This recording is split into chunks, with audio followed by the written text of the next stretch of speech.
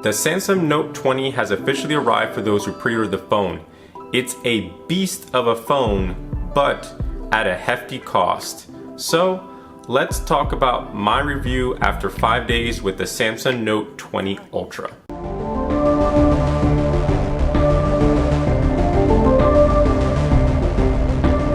Hey everybody, I'm Chris. Welcome back to Dad's Dojo. Before we jump into specifics of the Note 20 Ultra, I just want to quickly say thank you to all my supporters and subscribers. We are almost at 1K subscribers, which is just crazy to think about. I started this channel a little over a year ago, had no idea what I was doing. I have some pretty cringe videos, but you know what? You gotta start somewhere. I'm still learning every day, and that's what life's about. It's just a learning process. So just thank you again. It means a lot to me. And with that being said, if you are new to my channel, do me a favor, please hit that subscribe button, tap the notification bell if you want some honest quality reviews. So I've been using the Note 20 Ultra for about 5 days now. I did a quick unboxing and hands-on impression when I first received it. If you do want to see that video, you can go right up above, and I'll also put the link in the description. One thing to note, no pun intended, but when I did the unboxing on the Note 20 Ultra, I noticed you will not get any headphones, at least on the US version,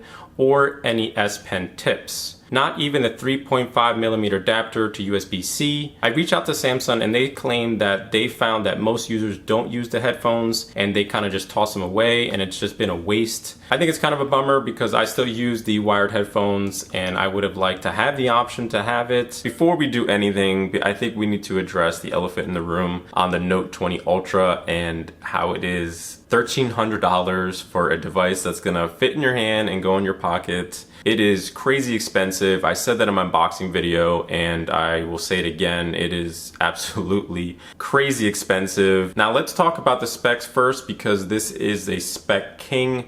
This has everything you need, so let's quickly go over that list. The processor is a Snapdragon 865 Plus. You have a Quad HD 6.9-inch display, which is an AMOLED Infinity, which rolls over the edges, and a dynamic 120 Hz refresh screen rate. You have 12 gigabytes of DDR5 RAM. You have 128 gigabytes of internal storage, or you can get the 512 gigabyte version, which is also UFS 3.0. There's a micro SD slot upgradable to 1 terabyte. The camera array on the back, starting from the top, you have a 12 megapixel 2.2 aperture ultra wide camera with 120 degrees field of view, then a 108 megapixel 1.8 aperture wide angle camera, and then on the bottom you have a 12 megapixel telephoto with 3.0 aperture, and then a laser autofocus sensor and a 10 megapixel 2.2 aperture front facing camera. And we'll jump in much further on the cameras later on. This is Wi-Fi 6 compatible, Bluetooth 5.0, ultra wideband, NFC, wireless fast charging, power sharing. You also have the ultrasonic fingerprint reader. It is IP68 certified, a 45 milliamp battery. So the phone feels ultra and it looks premium. The design, the build quality,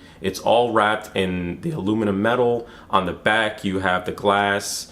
On the front, you have that Gorilla Glass Victus, which is supposed to be more durable and it's supposed to withstand a higher drop. I'm not gonna test that, but that's what they claim. So the Note 20 Ultra is a very large device. If you have smaller hands, you're probably gonna have some issues trying to one-hand it. I have medium-sized hands and I can sort of use it one-handed. There are some instances when I can't reach all the way in the corners. Of course, we have to acknowledge that huge camera array that protrudes outside of the phone. It sticks out about a 0.5 millimeter from the device on the back. It is quite noticeable, but once you do slap a case on it, it's almost non-existent. It's not a huge change for me because I always put a case on my phone and screen protector. So if you do like to live dangerously and don't put a case on your phone, which I don't know why you would, but if that's how you like to roll, you're gonna notice the camera array in the back, and it is definitely going to rock back and forth like a seesaw when you lay it flat. Now the battery life is pretty good. You can definitely go all day long without charging it. I was able to go all day long with various use,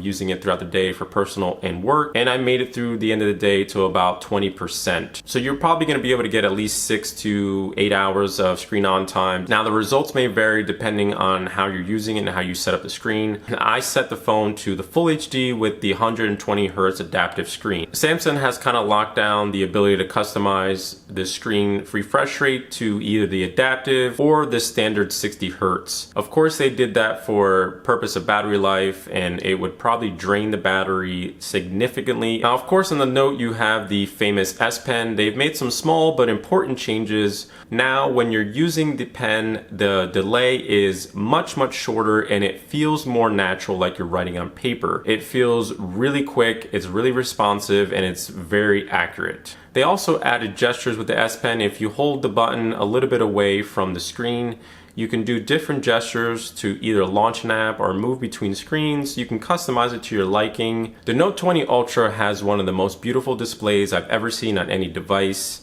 I was sitting next to my son testing it and using it, and he told me it's almost like you're watching a movie at a theater. I think that pretty much sums up the display. It gives you a movie-like experience in the palm of your hands. Everything looks so crisp, so clear. The colors are so vibrant. You cannot deny that this screen is absolutely amazing. The camera has a lot of options. Now you have the ability to do 8K recording at 24 frames per second, 4K recording up to 60 frames per second, 1080p up to 120 frames per second. It also supports HDR10+. You also have the ability to do super slow-mo at 960 frames per second. There's also laser autofocus. You have super steady mode, video image stabilization. There's a pro mode where you can dial in to the aperture and your ISO, and a macro mode, and you can set specific settings that you are trying to achieve when you're shooting with the camera. There's a lot of other features. I could probably go on and on. So how is the camera? Well, let's look at some photos I took with the Note 20 Ultra so far. So I took a lot of different photos in the daylight, outdoor, indoor, and also at nighttime. And I think for the most part, almost every photo looks really good, really detailed.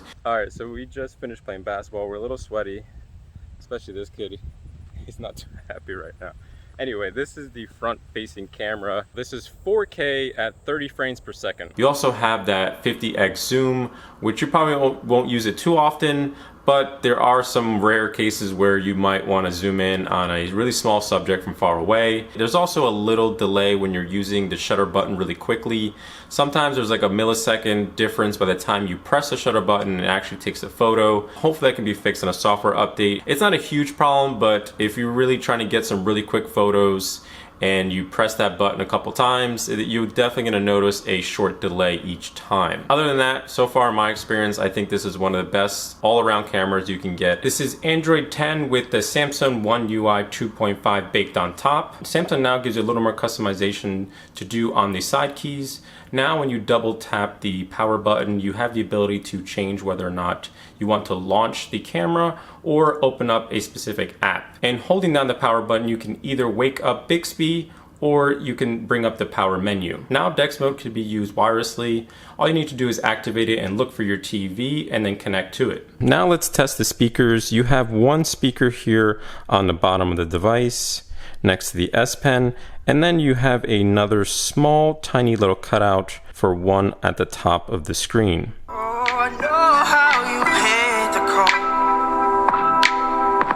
The Note 20 Ultra has all of the best elements in any phone you can ever imagine, but at the worst price possible. If you can stomach the price and you can afford it, then I think this is the device for you. $1,300 for the normal average person on one single device with everything going on right now is a lot. Another complaint I have with the device is the ability to customize the screen refresh rate. So what I mean by that is they should allow users to set the screen refresh rate to whatever they want, whether it's 60, 90, or 120, regardless of the resolution. If I'm paying $13 for a device, let me drain the hell out of that battery at any refresh rate, at any resolution. Don't restrict me. It's a top premium phone. Let me customize it to whatever I want. Now, one last thing. This is probably a personal opinion, but I wish Samsung would have made the Note 20 Ultra in that 6.7-inch form factor like the Note 9. For me, that was the perfect size for my hand, and I was able to use it very easily. Now the Note 20 Ultra is a little bit difficult to use it one-handed and not feeling like you're gonna drop it. So besides that, I absolutely love the phone. It is a huge step up for me from the Note 9. It's better in every way. If you're interested in the Note 20 Ultra or the cases I use in this video,